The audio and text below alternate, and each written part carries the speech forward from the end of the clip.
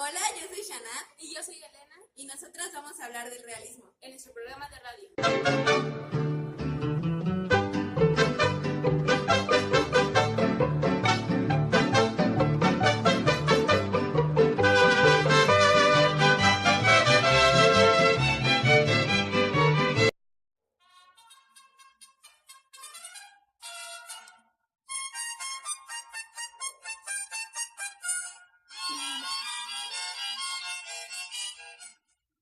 Hola, muy buenas tardes. Es un gran placer que nos estén escuchando aquí, en su estación favorita, Arte en México.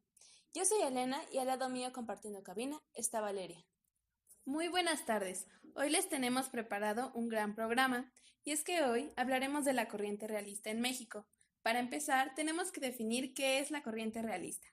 Bueno, esta corriente fue una tendencia artística de Europa. Aproximadamente empezó en la segunda mitad del siglo XIX y que aspira a reflejar la realidad cotidiana de modo objetivo.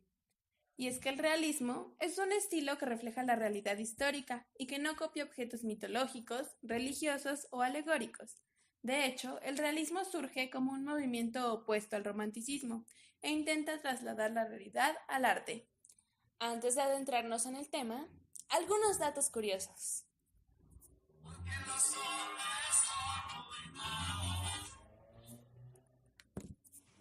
¿Sabías que el inventor de la televisión a color fue precisamente un mexicano llamado Guillermo González Camarena, que en 1940 y a sus 23 años de edad registró la primera patente para un sistema de televisión a colores? En segundo lugar, ¿sabías que México significa en el ombligo de la luna? Del náhuatl Metzitli, luna, y Xictli, ombligo. Y los mexicanos lo pronunciaban México, pero los españoles lo escribían México, ya que no existía la pronunciación J cuando cambió la grafía de X a la J. Se le empezó a llamar México, pero se siguió escribiendo México, lo cual es válido, pues la Real Academia de la Lengua permite excepciones para los nombres propios. Y por último, ¿sabes por qué se llama Zócalo a la plaza central de la Ciudad de México? No es algo que te digan todos los días. Bueno, pues la razón es que el peor presidente de México, Antonio López de Santa Anna, en 1842 mandó a construir en la Plaza de la Constitución una columna para conmemorar la independencia, pero por varios motivos de solo se terminó la base o el zócalo, la cual permaneció durante varios años hasta que fue retirada. Entonces, de allí el nombre.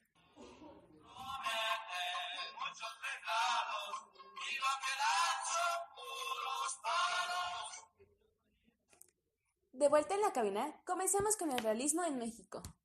En México, esta corriente se desarrolló durante el Porfiriato, que abarcó de 1877 a 1910. Este periodo se caracterizó por el impulso de la economía, pero también por brutales represiones contra los políticos inconformes. Se interesaba copiar las ideas europeas, por lo que se necesitaba una clave media que fuera capaz de promocionar la democracia. En base al estatus era el conocimiento que se pudiera tener sobre temas políticos o financieros. Además, la clase alta se negaba a reconocer a la clase baja como su igual, explotándolos y no permitiéndoles atención médica, ni la oportunidad para desarrollarse correctamente en el medio laboral.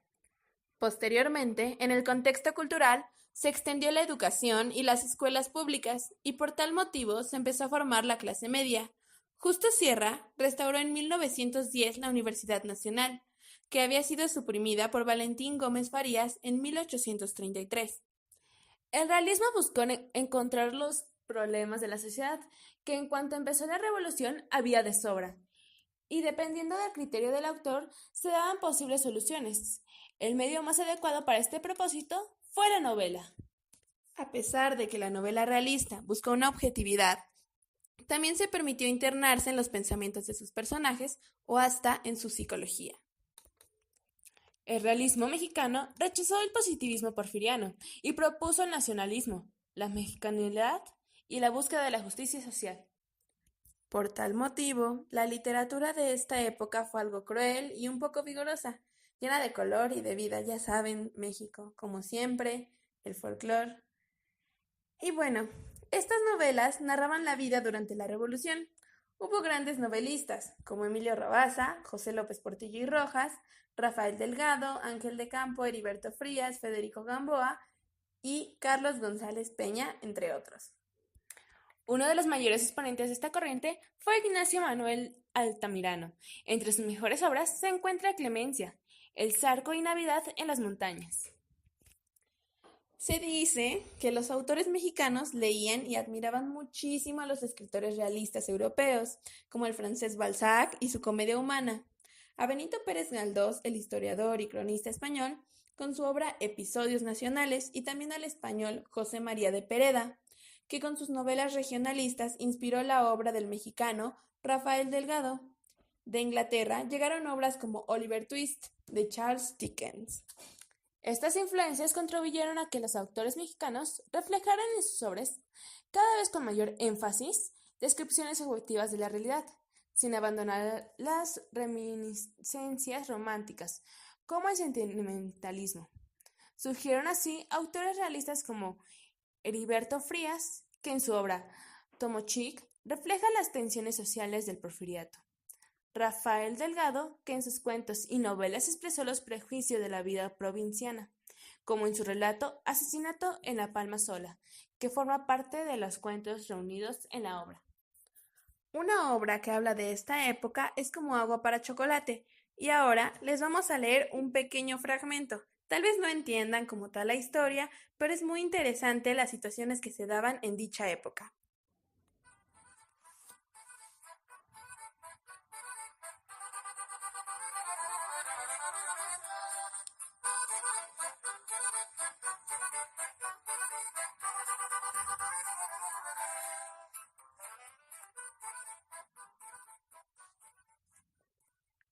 Gertrudis realmente se sentía indispuesta, sudaba copiosamente por todo el cuerpo.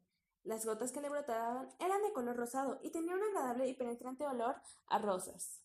Sintió una imperiosa necesidad de darse un baño y corrió a prepararlo. En la parte trasera del patio, junto a los corrales y el granero, mamá Elena había mandado instalar una regadera rudimentaria. Se trataba de un pequeño cuarto construido con tablones unidos, solo que entre uno y otros quedaban hendiduras lo suficiente grandes como para ver, sin mayor problema, al que estuviera tomando el baño. De cualquier manera, fue la primera regadera de la que el pueblo tuvo noticia. La habían inventado un primo de mamá Elena, que vivía en San Antonio, Texas. Tenía una caja como a 2 metros de altura con capacidad para 40 litros, a la cual se le tenía que depositar el agua con anterioridad, para que pudiera funcionar utilizando la fuerza de gravedad. Costaba trabajo subir las cubetas llenas de agua por una escalera de madera, pero después era una delicia solo abrir una llave y sentir correr el agua por todo el cuerpo de un solo golpe, y no en abonos, como sucedía cuando uno se bañaba a jicarazos. Años después, los gringos le pagaron a Bicoca al primo por su invento y le perfeccionaron. Fabricaron miles de regaderas y necesidad del método depósito, pues utilizaron tubería para que funcionara. Si Gertrudis hubiera sabido, la pobre subió y bajó como 10 veces cargando las cubetas. Estuvo a punto de desfallecer, pues este brutal ejercicio intensificaba el abrasador calor que sentía. Lo único que la animaba era la ilusión de refrescarse en el baño, que la esperaba, pero desgraciadamente no lo pudo disfrutar, pues las gotas que caían de la regadera no alcanzaban a tocarle el cuerpo, se evaporaban antes de rozarla siquiera. El calor que despedía su cuerpo era tan intenso que las maderas empezaron a tronar y a arder. Ante el pánico de morir abrazada por las llamas, salió corriendo del cuartucho, así como estaba, completamente desnuda. Para entonces, el olor a rosas que su cuerpo despedía había llegado muy, muy lejos, hasta las afueras del pueblo, en donde revolucionarios y federalistas libraban una cruel batalla. Entre ellos sobresalían por su valor el villista S., el que había entrado una semana antes a Piedras Negras y se había cruzado con ella en la plaza. Una nube rosada llegó hasta él, lo envolvió y provocó que saliera a todo galope hacia el rancho de mamá Elena. Juan, que así se llamaba el sujeto, abandonó el campo de batalla, dejando atrás un enemigo a medio morir, sin saber para qué. Una fuerza superior controlaba sus actos, lo movía una poderosa necesidad de llegar lo más pronto posible al encuentro. de algo desconocido en un lugar indefinido. No le fue difícil dar. Él sí llegaba al olor del cuerpo de Gertrudis. Él, sin dejar de galopar, para no perder tiempo, se inclinó, la tomó de la cintura, la subió al caballo delante de él, pero acomodándola frente a frente, y se la llevó.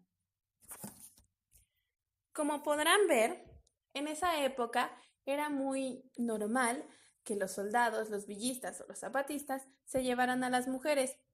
Muchos pueblos acostumbraron a que las muchachas se fueran al cerro y se escondieran para que de esa manera no se las pudieran llevar. En la historia que les acaban de leer no fue como tal un secuestro, pero tampoco fue consensuado el que se la llevara. Esta obra es muy interesante, pues refleja algunos problemas que tenían las familias que no eran ni de clase baja ni de clase alta. También nos refleja muchos estereotipos que se mencionan, tales como el que la hija mayor debía quedarse a cuidar a su madre y no podía casarse, ni tener novio, ni tener hijos, ni tener esposo, nunca.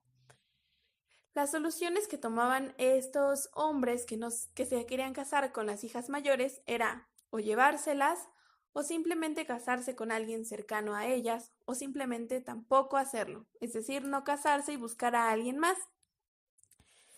Esta obra es escrita por Laura Esquivel y también tiene adaptación cinematográfica. Recientemente la autora sacó otros 2 libros mencionando algunos personajes de esta historia y un trasfondo un poco más profundo. Ahora vamos a volver a cabina con un poco más de información.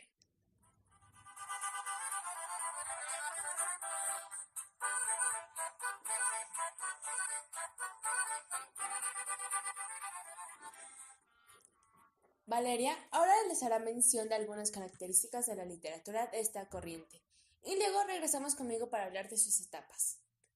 Para empezar, en el realismo es característico el uso de la descripción detallada, cuidadosa y esmerada. El uso del párrafo largo y complejo, la expresión objetiva y racional de la realidad, y como característica principal, las obras se podría decir que son un espejo de la realidad del momento. Bueno, la primera etapa fue el prerealismo, el cual empezó en 1850. Las novelas de esta época suelen estar escritas con un propósito. La novela se convierte a sí mismo en un instrumento para defender ideas políticas y morales.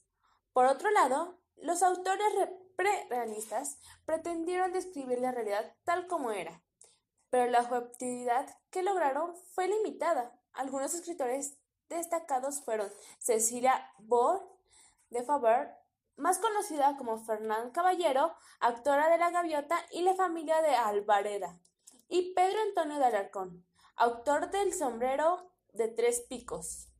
La segunda y última etapa empezó en 1868. En esta etapa, los escritores realistas emprendieron la tarea de escribir la realidad distanciándose de ella y permitiendo que los personajes hablaran por sí mismos. Las descripciones tuvieron más riqueza y precisión. En esta etapa, los autores más conocidos fueron Benito Pérez Galdós, Juan Valera, José María de Pereda, Leopoldo.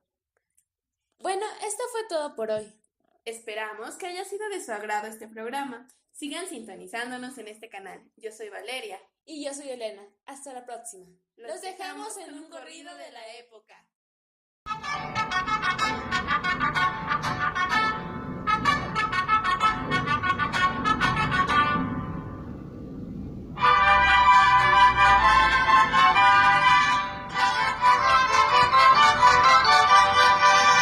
En lo alto de una abrupta serranía, acampado se encontraba un regimiento y una moza que valiente lo seguía, locamente enamorada del sargento.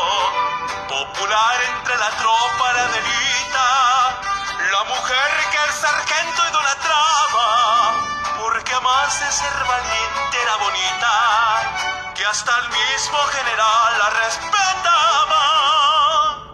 Y se oía que decía: